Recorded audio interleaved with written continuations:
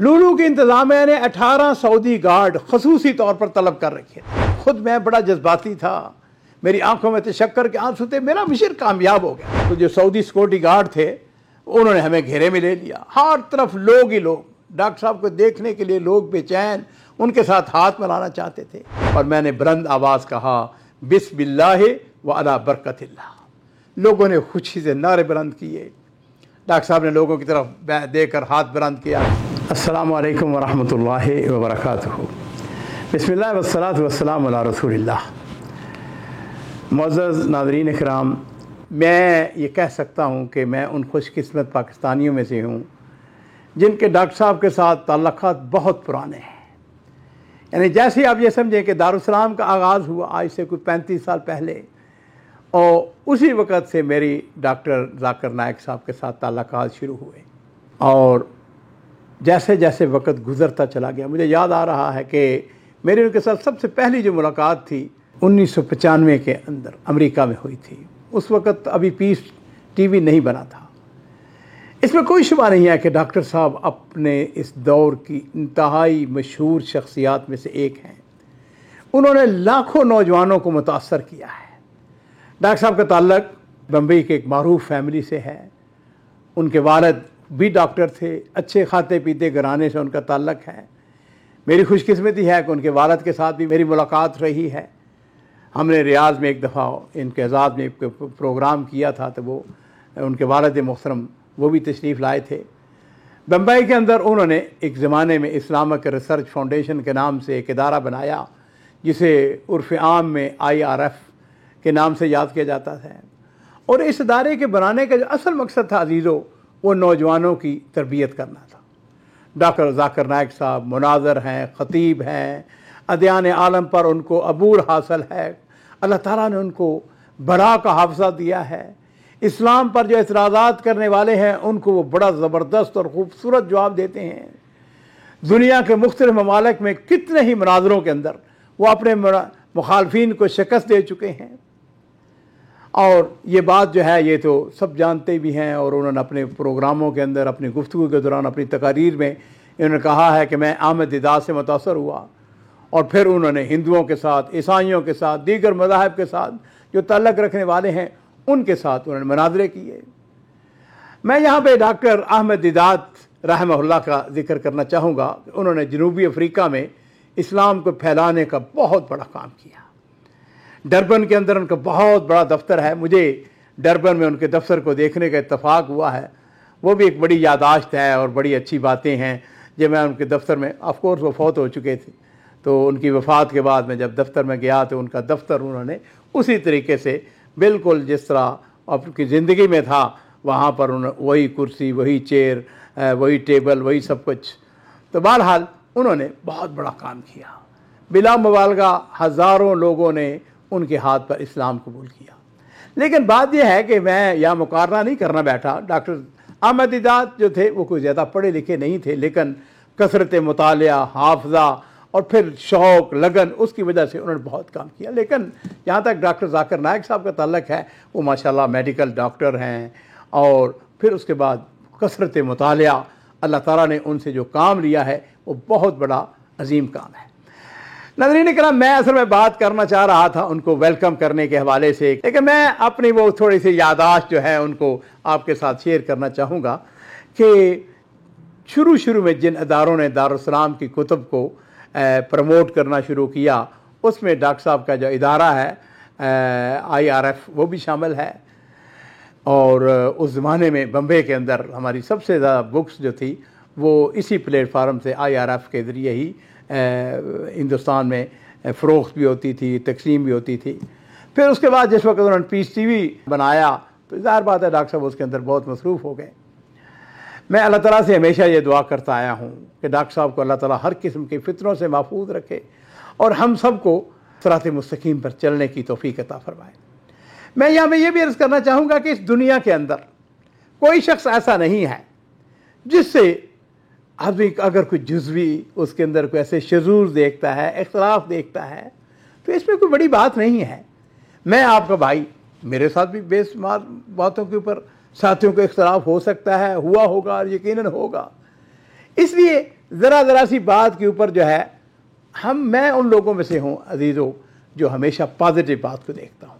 ہم یہ دیکھتے ہیں کہ ڈاکٹر صاحب نے اللہ کے فضل و کرم سے کتنے لوگوں کو، یہ تو اللہ ہی جانتا ہے کہ کتنے وہ ہزار ہیں یا لاکھ ہیں جن کو انہوں نے الحمدللہ، جن کی وجہ سے، جن کی جدوجہد، جن کی وجہ سے اسلام کو تقویت ملی، اسلام کو.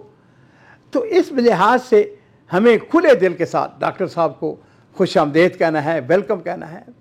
میرے ساتھ الحمدللہ میری خوش قسمتی ہے کہ ڈاکٹر صاحب کے ساتھ میری درجنوں نشستیں ہوئیں، ملاقاتیں ہوئیں. ان کا عقیدہ، ان کا منہج بڑا صاف ہے، بڑا کلیئر ہے. وہ اہل سنت والجماعت کے صاف ستھرے عقیدے پر کاربند ہیں.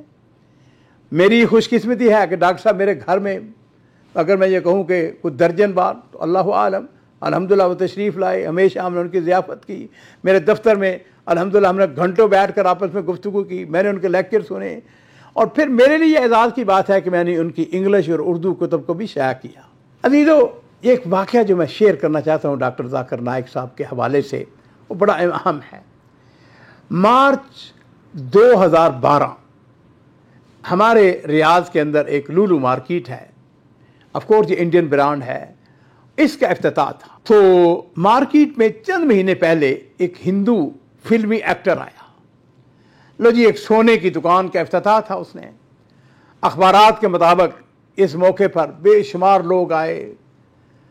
تو میں نے جس وقت یہ خبر پڑھی تو سچی بات پوچھتے ہیں تو مجھے بڑا نا، یعنی ایک میرے اندر حماس، غیرت اسلام کی، دین کی. میں نے کہا کہ وہ ہندو ہے، ٹھیک ہے، اس نے ایک سونے کی دکان کا افتتاح کیا ہے، اور اسی زمانے میں لولو مارکیٹ کے اندر دارالسلام اپنی برانچ کھولنے جا رہا تھا.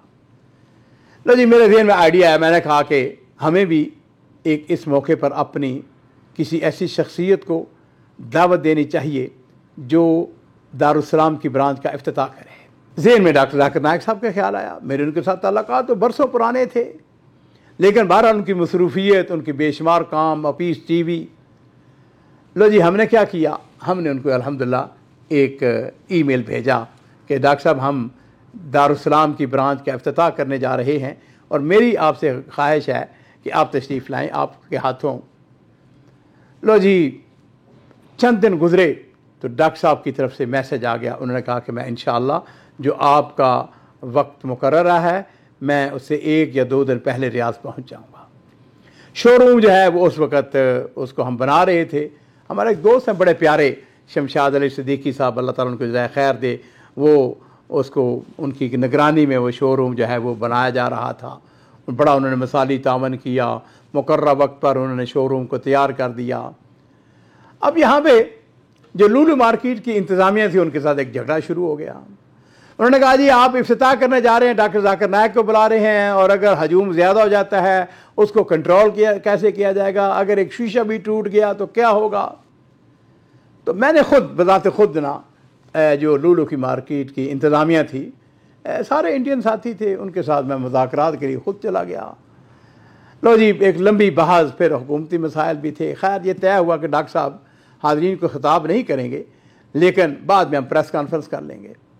لولو کی جو ہے نا انتظامیہ، وہ انڈین ہے، وہ بھی ڈاکٹر صاحب کے بڑے مداح تھے، لیکن اپنی انتظامیہ مجبوری اپنی جگہ تھی.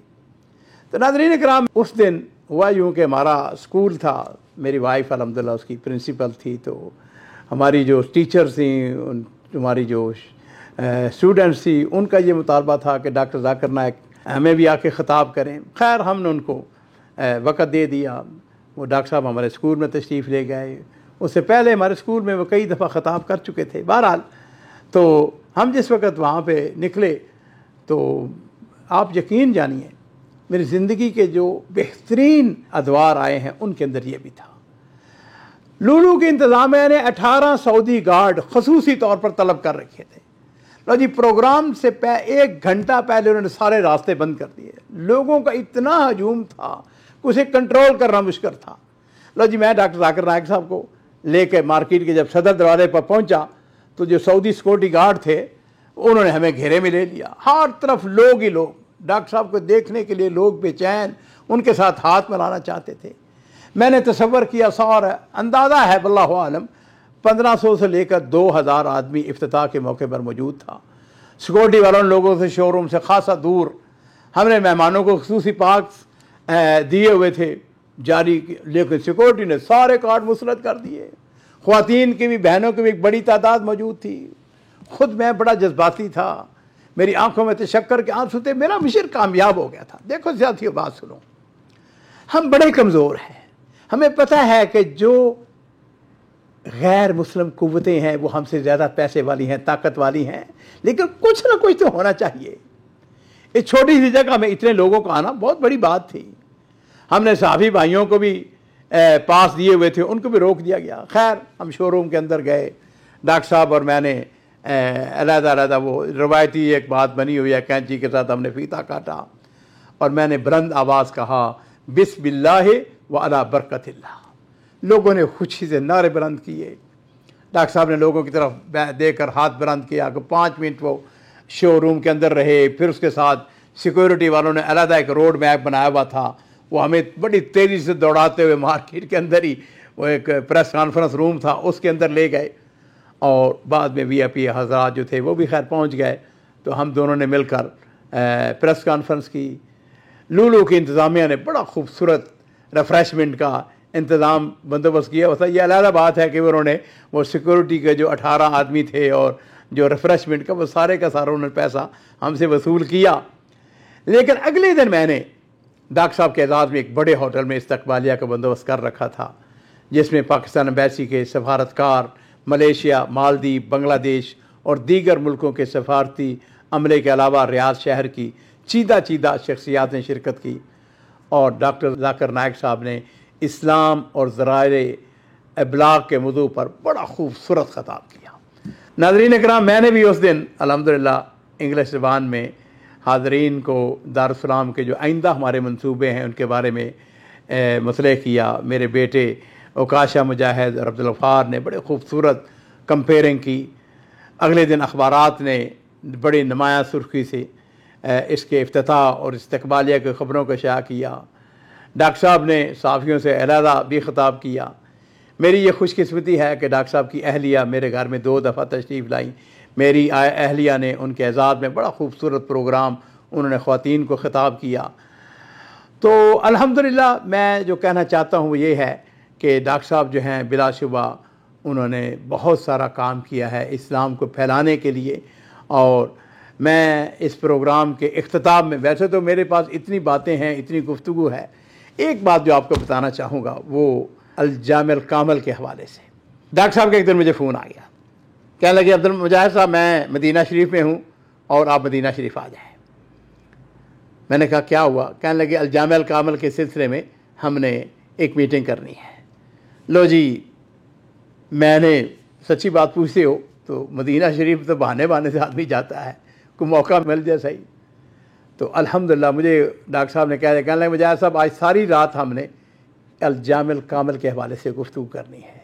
میں انشاءاللہ کسی دن الجامع الکامل کے حوالے سے پھر آپ کو پوری تفصیل کے ساتھ، کہ وہ زندگی کے میری چند راتوں میں سے ہے کہ پوری رات ہم نے حدیث کے اس منصوبے کے اوپر ہم گفتگو کرتے رہے۔ میں صرف اتنی بات کہوں گا کہ میرے پاس مہمانوں کی کتاب موجود ہے، وہ بہت بڑی چیدہ شخصیات آتی ہیں، ان سے ہم پھر ذرا موقع سے فائدہ اٹھاتے ہیں۔ تو ڈاکٹر صاحب نے ہماری جو مہمانوں کی کتاب کے اندر جو مختصر تأثرات لکھے وہ میں آپ کو بتانا چاہوں گا۔ ڈاکٹر صاحب نے اس کے اندر جو لکھا وہ انگلش میں لکھا، لیکن ہم نے اس کا اردو زبان کے اندر ترجمہ کیا، اور وہ یہ ہے کہ انہوں نے فرمایا کہ الحمدللہ میری معلومات کے مطابق دارالسلام انگلش زبان میں اسلامی لٹریچر شائع کرنے والا دنیا کا سب سے بڑا ادارہ ہے۔ دارالسلام کی خصوصیت یہ ہے کہ اس کا لٹریچر انتہائی مستند اور قرآن و حدیث کی تعلیمات کے عین مطابق ہوتا ہے۔ کتب ستہ کا انگلش ترجمہ بھی ایک سنگ میل کی حیثیت رکھتا ہے، خصوصاً سنن اربع میں صحیح اور ضعیف حدیث کی نشاندہی مسلم دنیا کے لیے کسی انمول تحفے سے کم نہیں۔ اللہ تعالیٰ محترم بھائی عبدالمالک مجاہد کو ان کی خدمات پر اجر عظیم عطا فرمائے اور انہیں اسلامی لٹریچر کی خدمت کرنے کی مزید توفیق عطا فرمائے۔ ذاکر نائک اور بھی ڈاکٹر صاحب کے بہت حوالے سے بہت ساری باتیں ہیں۔ میں اللہ تعالیٰ سے دعا کرتا ہوں کہ ڈاکٹر صاحب کے یہ پاکستان کا جو دورہ ہے یہ انتہائی کامیاب رہے۔ ان کے بیٹے فارق نائک وہ کچھ عرصہ پہلے ہی ہمارے دارالسلام میں آئے ہوئے تھے، بیٹھے رہے، کافی دیر باتیں ہوتی رہی، وہ تو ہمارے بچوں کی طرح ہیں۔ تو اللہ تعالیٰ جو اسلام کے صحیح داعی ہیں ان سے مزید اسلام کی خدمت لے اور اسلام کو پھیلانے کا کام لیتا رہے۔ بارک اللہ فیک۔